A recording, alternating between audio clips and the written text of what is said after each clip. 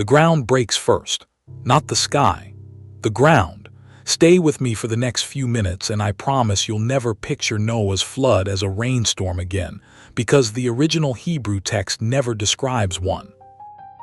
What it actually describes is the planet cracking open from underneath, and I need you to sit with that image for a second, because it's not what any of us were handed in Sunday school. Here's the specific problem. Genesis 7 doesn't open with clouds. It opens with something called the fountains of the great deep breaking apart, and once you understand what that Hebrew phrase is actually doing, the rain becomes almost an afterthought. I always pictured this story the same way you probably did: dark clouds, a slow, heavy downpour, one wooden boat rocking on the waves. That image is everywhere. It's in the paintings, the animated films, the picture books we got as kids. I never once questioned it. Fair warning, we're about to get a little into Hebrew grammar here, but stick with me, because this is the kind of nerdy detail that actually changes how the entire story reads. If you grew up hearing this account read aloud every single year, I think you're going to want to hear this version. Without further ado, and if deep dives like this are your thing, consider subscribing. It's free, and it genuinely helps a small channel like this one. Let's get into it. So let's start with what the text is actually doing, phrase by phrase, because the wording is oddly specific. Genesis 7 says, "All the fountains of the great deep burst forth." In Hebrew, the phrase behind the great deep is tehom rabah, the great deep abyss. That's not decorative language. That's a term used elsewhere in the Hebrew Bible for something vast and submerged, the kind of primordial deep water that exists underneath the world as the ancient writers understood it. And here's the detail that actually surprised me the first time I sat with this. The bursting of the deep comes first in the verse. Only after that does the text add, "And the windows of the heavens were opened." Rain is mentioned. It's real, but it shows up second, almost like a supporting actor in a scene where something much bigger is already underway. The earth itself rupturing, ancient subterranean reservoirs releasing violently, and according to the text, simultaneously. This is genuinely one of my favorite details in all of Genesis, because it quietly reframes the entire disaster as geological before it's ever meteorological. Which raises an obvious question. If this was some kind of massive rupture event, why do so many completely unconnected cultures around the world seem to remember something almost identical? Because they do. Maya traditions describe gods destroying men of wood through a dark, relentless rain. The ancient Sanskrit text Matsyapurana tells of Manu, warned by a fish about a coming flood and instructed to build a vessel to survive it. Indigenous groups across North America, Patagonia, China, and Oceania preserved strikingly similar accounts. A supernatural warning, destruction by water, a handful of survivors, refuge on high ground. Peoples who never had contact with each other, separated by oceans and thousands of years, kept telling variations of the same basic story. And I think that's the detail that should stop us for a second. When hundreds of civilizations scattered across the entire planet, with no way of ever comparing notes, describe the same basic shape of catastrophe: a warning, a rising water, a small group of survivors, a mountain refuge. A lot of researchers start to suspect there's some kind of real historical memory sitting underneath all of it, dressed up differently by each culture that carried it forward. Hold that thought, because it's about to connect to something found in a museum basement in London, of all places. That connection has a name attached to it, and a very specific year, 1872. A researcher named George Smith was working at the British Museum, cataloging thousands of clay fragments recovered from the ruins of ancient Nineveh, once the capital of the Assyrian Empire, sitting on the banks of the Tigris. Among the cuneiform tablets, Smith found a text describing a man warned by the gods of a coming flood, told to build a boat, load it with animals, and survive a catastrophe that wiped out nearly all of humanity. According to the accounts of that day, Smith was so stunned translating the tablet that he reportedly got up and started pacing in circles around the room. The text turned out to be part of the Epic of Gilgamesh, and its flood survivor was named Utnapishtim, a name you've probably never heard before, but a story you absolutely have. Here's where it gets genuinely interesting, though, because the resemblance isn't the part scholars find most important. The difference is, in the earlier Babylonian flood text, the Epic of Atrahasis, the gods decide to wipe out humanity because people are making too much noise. They can't sleep. That's the motivation, an almost absurd, temperamental complaint from gods who behave more like irritable neighbors than moral judges. Genesis tells a completely different story. It says the earth was corrupt in God's sight and filled with violence, and that every inclination of the human heart was continually evil. The flood in Genesis isn't divine irritation. It's judgment against a civilization that had rotted from the inside. I think that distinction matters more than the parallel does. Honestly, it's the difference between a myth about noisy neighbors and a text making a moral claim about human corruption. But here's what's been sitting in the back of my mind through all of this, and it's the part I actually want to dig into. If Genesis is describing something physical and geological, fountains of the deep breaking open beneath the earth, is there anything anywhere backing that up outside the text itself? Because for most of modern history, the idea of massive underground water reserves sounded like nothing but ancient poetry. That's changed. And this is where I need to be honest that I'm stepping outside straightforward Bible history for a minute into geology, but stay with me, because it circles right back. For most of the last century, the idea of enormous water reservoirs trapped beneath the crust sounded closer to ancient poetry than to anything a geologist would take seriously. Solid rock holding oceans worth of water sounded like a category error. That's exactly what makes the last decade of research so interesting. In 2014, researchers published findings in the journal Science showing that certain minerals deep in the Earth's mantle can trap enormous quantities of water inside microscopic crystal structures. Some estimates suggested regions of the deep interior could hold volumes equivalent to several oceans. I want to be careful here. This doesn't mean there's a literal underground ocean sitting there like a sea beneath the crust. It means the planet genuinely stores staggering amounts of water at depth, locked inside rock. That finding pushed some researchers within geological catastrophism to go back and reread Genesis with fresh eyes, wondering whether the flood might describe a global tectonic rupture, subterranean water released under enormous pressure, while the atmosphere itself underwent extreme changes at the same time. Not a steady rain, volcanic activity, global earthquakes, continental tsunamis, and climate collapse, all happening together. And there's a detail in the text that usually gets skipped past that fits this picture almost too well. The rain lasted 40 days. The water kept rising for about 150. Whatever was happening wasn't only falling from above. The entire planet seems to have been hydrologically out of control, oceans advancing under continents, deep geological activity pushing massive volumes of water toward the surface from below. This is exactly where one of the most famous and most contested theories tied to the biblical flood comes in, the vapor canopy theory. Hold on to that name, because we'll come back to it more than once. The idea is that before the flood, Earth had a massive layer of water vapor sitting high in the atmosphere, functioning almost like a natural greenhouse shell around the planet. Genesis itself references something like this early on. Supporters argue that canopy would have kept temperatures far more uniform worldwide, softened climate extremes, and filtered out a significant amount of solar ultraviolet radiation. Within this theory, the flood begins the moment that structure collapses at the same time.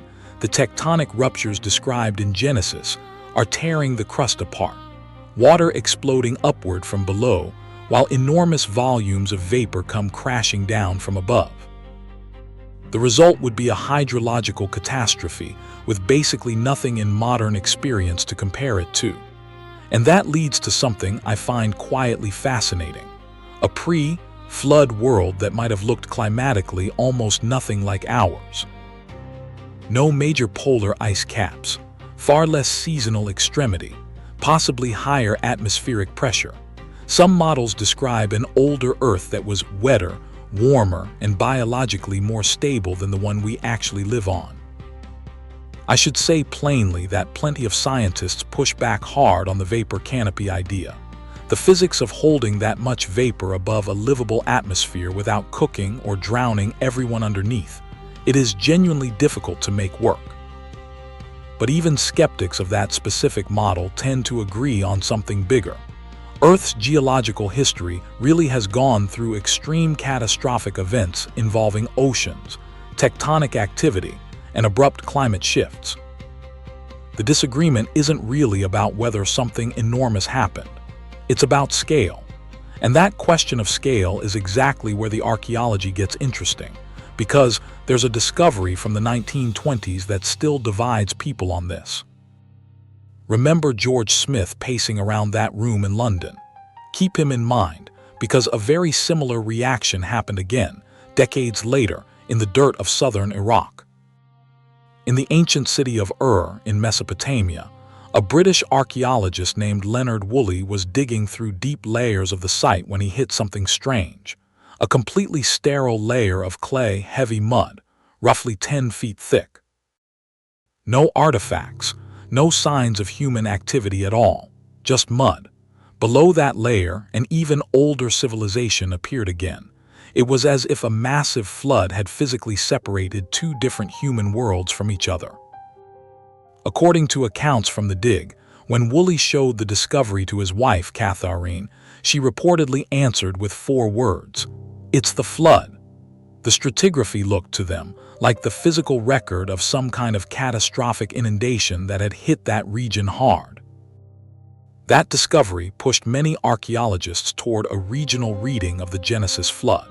The idea that the event wiped out the known Mesopotamian world of early humanity, without necessarily covering the entire planet, Himalayan peaks included. And in 1997, a discovery gave that regional theory some serious new backing. That year, geologists William Ryan and Walter Pittman published a hypothesis that shook up flood studies considerably. According to their research, roughly 7,600 years ago, the Mediterranean Sea violently broke through the Bosphorus Strait, pouring a colossal volume of water into a freshwater basin that today we call the Black Sea. Some estimates describe the force involved as equivalent to hundreds of Niagara Falls pouring continuously into the region. If that happened the way they proposed, entire settlements would have been wiped out within days, water advancing miles inland, whole populations scattering in every direction, carrying with them the collective memory of an enormous flood.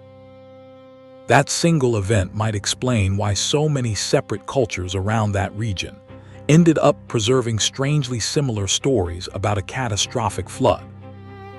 But here's the detail that keeps the bigger, planetary version of this story alive, and it's honestly the one that broke my brain a little the first time I really looked into it. Marine fossils, sitting near the summits of the tallest mountain ranges on Earth. The Himalayas, the Andes, the Rocky Mountains, creatures that belong on an ocean floor, fossilized at altitudes that seem almost absurd. The standard explanation involves plate tectonics operating across millions of years, ancient seafloor slowly pushed upward until it forms towering mountain ranges. That's a completely reasonable answer, and most geologists hold to it. But researchers working within catastrophist geology argue for something different, that an extremely violent tectonic event could have dramatically accelerated crustal deformation over a comparatively short window of time. In that view, the flood didn't just cover continents.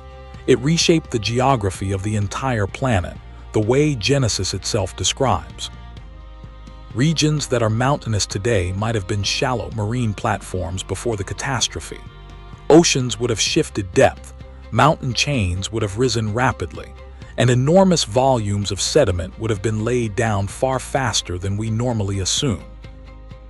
And whether you land on the regional reading or the global one, both agree the ancient world went through genuinely violent hydrological and geological events. The debate isn't really, did a great flood happen? It's how big was it? So let's follow the story to the part that happens after the water finally goes down, because this is where I've been holding back one of my favorite threads in the whole account. According to Genesis, Noah and his family step out into a world that looks nothing like the one before the flood. Not some post-apocalyptic mudscape, which is honestly what you'd expect. And that detail is what pulls a lot of vapor canopy researchers toward another idea, that the pre-flood planet had a far more uniform climate, without the sharp extremes we see today between the poles and the equator, almost like the whole Earth functioned as one enormous, relatively stable tropical greenhouse. Once that system collapsed, everything shifted. Far greater exposure to ultraviolet radiation, extreme seasonal cycles, intense climate volatility, polar regions beginning to freeze for the first time. The modern water cycle, evaporation, condensation, regular rainfall, settling into place only after the flood. That's actually why the rainbow shows up as such a loaded symbol in Genesis. It appears as the sign of a new covenant between God and humanity once the water recedes. For interpreters drawn to the vapor canopy model, that's more than religious symbolism. The rainbow appears because the planet's atmospheric conditions had genuinely, physically changed after that pre-flood shell collapsed. Refracted light behaving in a way it possibly hadn't before. And there's one more thread tied to that transformed world that I think is the strangest of all human lifespan.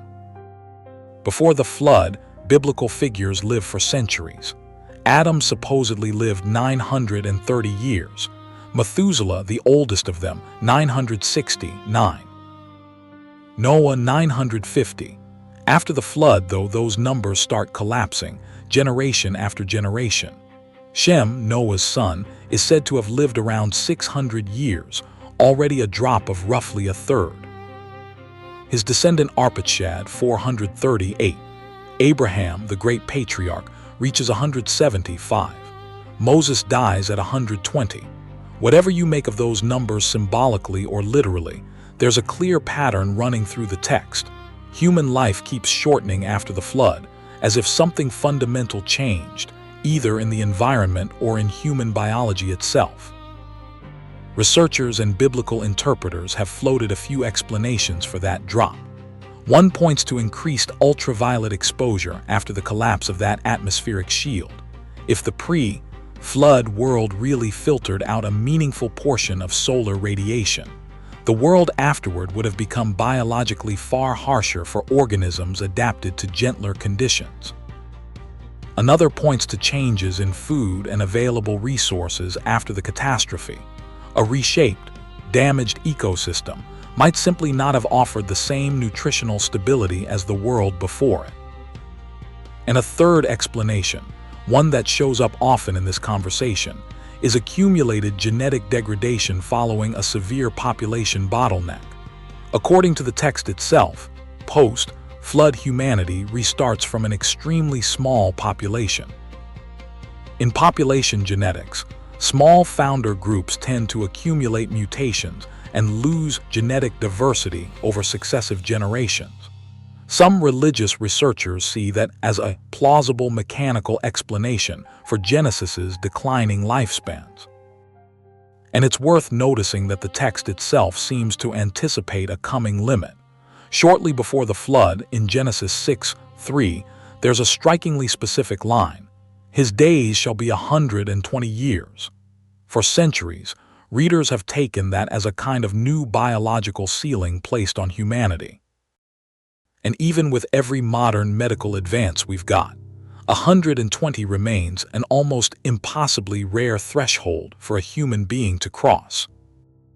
Which brings me to the last piece of this puzzle, and it's honestly the detail that convinced me this whole storyline is worth taking seriously: the change in the human diet. In Genesis 1:29, back in Eden, God gives humanity a diet built around fruit, seeds, and plants. The text is pretty clearly describing an original vegetarian pattern for the human race. But after the flood, something shifts. In Genesis 9, once the waters have receded, God explicitly permits eating meat for the first time. Every moving thing that lives shall be food for you. So why does that permission show up only after the flood? Some interpreters believe the post-catastrophe world simply didn't have the same abundance of plant life to sustain a growing population the way the earlier world had. That's a reasonable read on its own, but modern biochemistry adds a strange little detail to the conversation.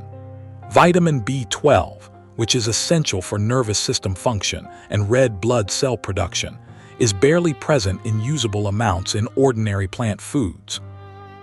Strict vegetarians today frequently need to supplement it artificially just to avoid serious health problems.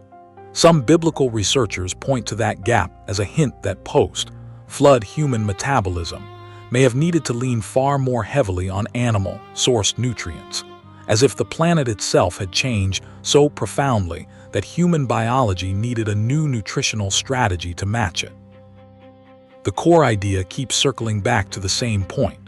The world after the flood wasn't simply the same planet with wet ground. It was biologically a different Earth. So here's where all of this actually lands. Whatever you make of the vapor canopy, the regional flood, or the global one, the honest answer, I think, is that Genesis is describing something far more physical, far more geological, than the rainstorm most of us grew up picturing. The fountains of the great deep come first. The windows of heaven come second.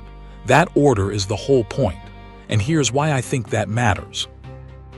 If the flood really was the planet rupturing from underneath, reservoirs of deep water, tectonic violence, an entire hydrological system thrown into chaos, then Genesis isn't handing us a gentle bedtime story with a boat and some rain.